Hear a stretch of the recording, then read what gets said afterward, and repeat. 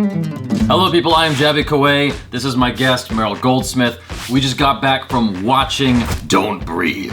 This is gonna be a non-spoiler review. If you have not even heard of this movie, just pause this video and go out and watch it. If you haven't seen a trailer, good, avoid it. Just go watch the movie.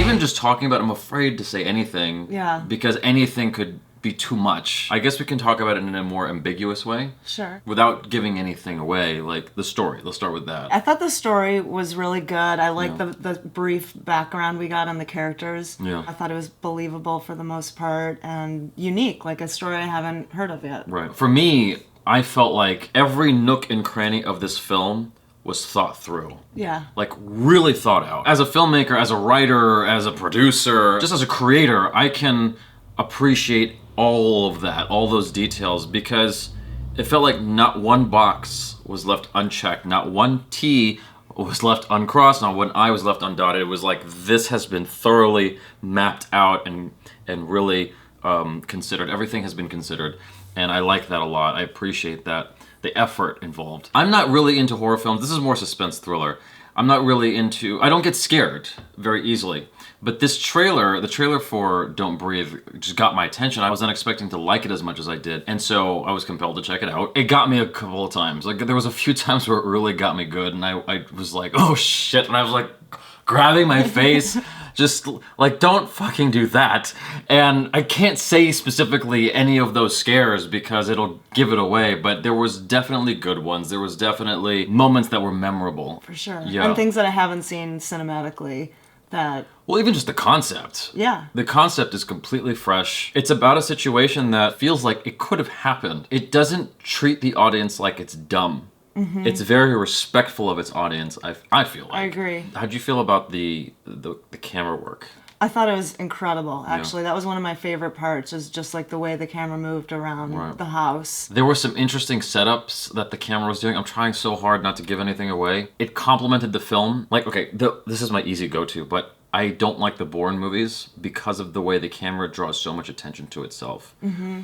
And here, the camera was doing just enough to just set you up, to put images in your mind. In the first act of the movie, it was showing you things, and you're like, fuck, what's gonna happen with that? Yeah. It was like, it was putting ideas in your mind well before showing you anything. It was creepy. It was a very, very creepy movie, but in a good way, in a way that you want to see. I thought the music worked really well too. I did too. It's not overbearing. Mm-hmm. It's there enough to just twist you up inside and make your stomach knot. So all around, yeah, like just as a production, this was a really well-crafted movie. It was. I think I mentioned this in my trailer reaction. It feels very Hitchcocky. Yeah. You know? Right, it does. In the way that it was handled. And with a lot of the setups of things that we're like, we don't know how it's gonna play out, you know, just the details like you were mentioning, felt Hitchcocky. Yeah, you know, there are moments in the film that the characters aren't aware of why they should be scared, but the audience is aware of why they should be scared, and the audience is scared for the characters in the film. That's a very Hitchcock approach. Yes. Like the scene on the train in one of those, in that old Hitchcock movie, I can't remember where there's like a glass of wine or something that's got poison in it. I can't remember the name of this movie. But the audience is aware that the glass has poison in it, but one of the characters doesn't. Right. And there's this concern of whether or not the character's gonna drink it. Yeah. There's a lot of moments like that throughout this movie where the character has no idea what could happen, what's about to happen, and the audience is well aware of it. Like the scene in the basement. Yeah. I don't want to say what happens, but like in the okay, I can't say any details, but there's a basement thing, and it's fucked up. Yeah. That's all I can say. So I would definitely recommend this movie. My issue with horror is when it's just kind of beating you over the head with being gory. Yeah. Take any Martin Scorsese movie. The violence in there is just being truthful to the moment, right? And I feel like the violence in this movie was being truthful to the moment, like a Martin Scorsese movie would be. It's like it wasn't being gory for the sake of being gory. It wasn't being gross just for a gag reflex or for shock value. It was like within the confines of the story, it's like everything felt like, yeah, that's basically what would have happened. Right. The only negative I think I have that I would want to share is the main guy's haircut. which sounds ridiculous. It sounds so nitpicky, but for realsies, like, the dude just looks so preppy compared to the other two characters, and given that it's, like, Detroit, given that these guys are, like, thieves to begin with, I feel like he just would look a little more rough around the edges. The hardest thing to do as a writer is to create individual voices between all your characters to make them all sound like different people. And so, visually, I think you kind of have to do the same thing. And they were trying very hard to distinguish how each person looks, even though it's a guy, and a girl. So easily the girl stands apart.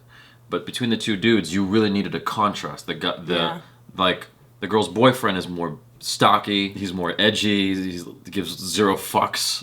Yeah. Whereas the boy is like, he's the one who knows all the laws and everything like that, and what the repercussions are of every stage of the game. Yeah. I really like that a lot. I forgot to mention that we were talking about the movie earlier, and I forgot to mention to you, like, I love that anytime they did something, they're like, okay, he literally laid out exactly what was going to happen to them if they continued. It was just so cool every time he did that. I'm like, that's so interesting. Like, you never really think about, because when you watch movies about robberies or whatever, you take all that for granted. How anything leads to this much punishment. Whereas the film's reminding you, based on this action, they could go to jail for this amount of time, and this character is allowed to do this to them. Like, these chess pieces with the law, within these little scenes, I thought that was so cool. Yeah. I liked that a lot. And the moral kind of ping pong going around, which one was moral and which side you took, and that made it all kind of interesting. Anyway, I think we've spoken enough about this movie. I think you guys should just go out and see it. Yeah, we didn't give anything away, so this is a spoiler free. This is a fairly, like, what the fuck were they talking about review? Because there were, like, literally tell you anything. Zero details here. But it's one of those movies, like, if you've already seen the trailer, don't show it to your friends. Just take, a date or your buddies and just go watch the movie.